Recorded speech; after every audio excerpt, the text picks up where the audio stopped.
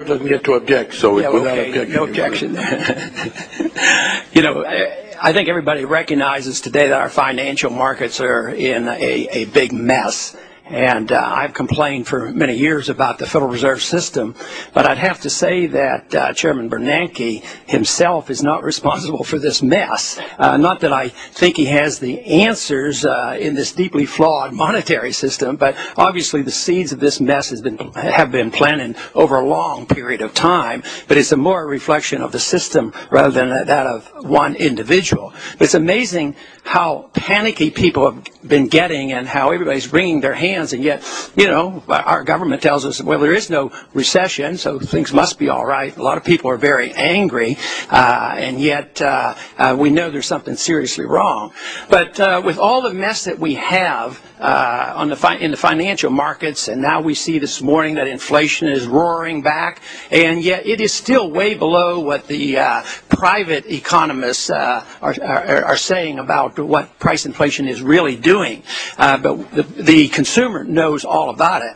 But it seems like around here, whether it's from Treasury or the Federal Reserve or even in the Congress, all we need now is to have a world-class regulator. It's going to solve all our problems. And I think that is so simplistic, where from my viewpoint, what we need is a world-class dollar, you know, a dollar that is sound, not a dollar that continues to depreciate, and not a system where we perpetually just resort to inflation and deficit financing to bail out everybody. And this is what we've been doing. And it hasn't been just with this crisis, but an ongoing crisis. And we've been able to pull ourselves out of these nosedives quite frequently. One of the worst nosedives with the dollar was in 1979, and we patched it together. But I think the handwriting on the wall is there's a limit to how many times we can bail the dollar out, because the conditions are so much worse today than they have ever been. You know, we talk a lot about predatory lending, but I see the predatory lending coming from the Federal Reserve. Interest at 1%, overnight rates, loaning to the banks, encouraging the banks and investors to do the wrong things, causing all the malinvestment. These conditions were predictable. They were predicted by the Austrian free market economists. It should surprise nobody. And yet nobody resorts to looking to those individuals who were absolutely right about what was coming and what we should have done. Even as early as 7 years ago, I introduced legislation that would have removed the line of credit to the Treasury, which was encouraging the moral hazard and the malinvestment. But here it looks like now we're going to need $300 billion of new appropriations. So we need to look at the monetary system and its basic fundamental flaws that exist there, and then we might get to the bottom of these problems we're facing today. And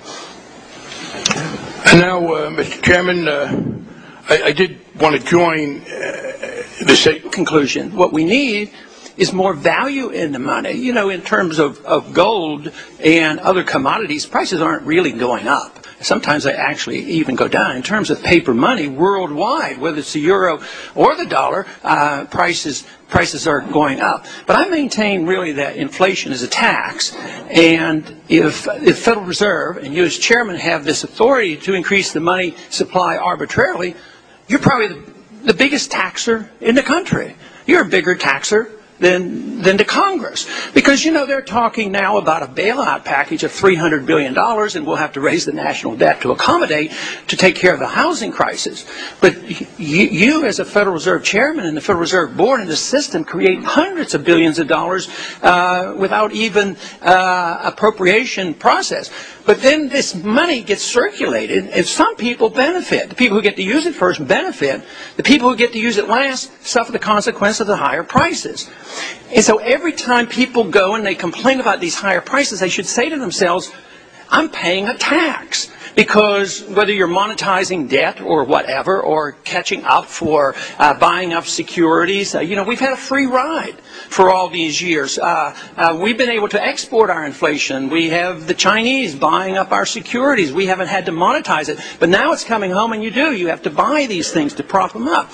So I maintain that inflation, that is the increase in the supply of money for various reasons, is a tax. It's an unfair tax. It's a regressive tax. It hurts the poor. It hurts the retired people more, because labor never goes up. and keeps up with inflation. We never keep up with the need for the retired individuals to keep up with the cost of living. So I'd like you to comment on this. Is this completely off base, or is there something really to this? Every time we see the cost of living going up, that we indirectly are paying a tax. Congressman, I couldn't agree with you more that inflation is a tax, and that inflation currently is too high.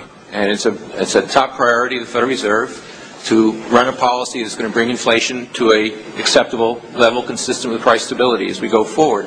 I would make one distinction, which is that what the Federal Reserve can control is the increase in prices on the average over the overall basket of consumer goods and services. The enormous jumps in oil prices, other commodity prices, are to some extent, at least, due to real factors out of the control of the Federal Reserve. The Federal Reserve cannot create another barrel of oil. It's the global supply and demand conditions which are affecting those particular things to the most significant extent. But to the extent that the Fed does have influence on the overall inflation rate, you're absolutely right that it's very important for us to maintain price stability, and I take that very seriously. But if the oil prices were going up for another reason other than monetary reasons, other prices would have to come down because there would be a limit in the money supply. I think the prices are going up today, like I indicated in my opening statement, not necessarily because of monetary policy of the last year, but maybe for the last 15 or 20 years.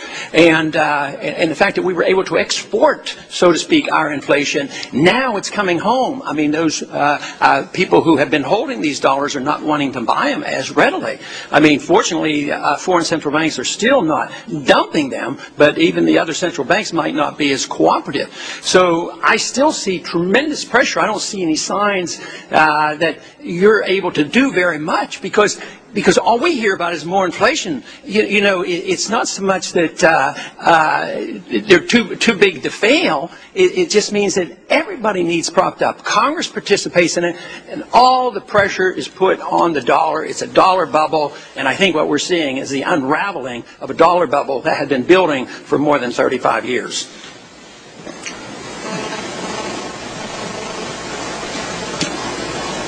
The gentlewoman from New York.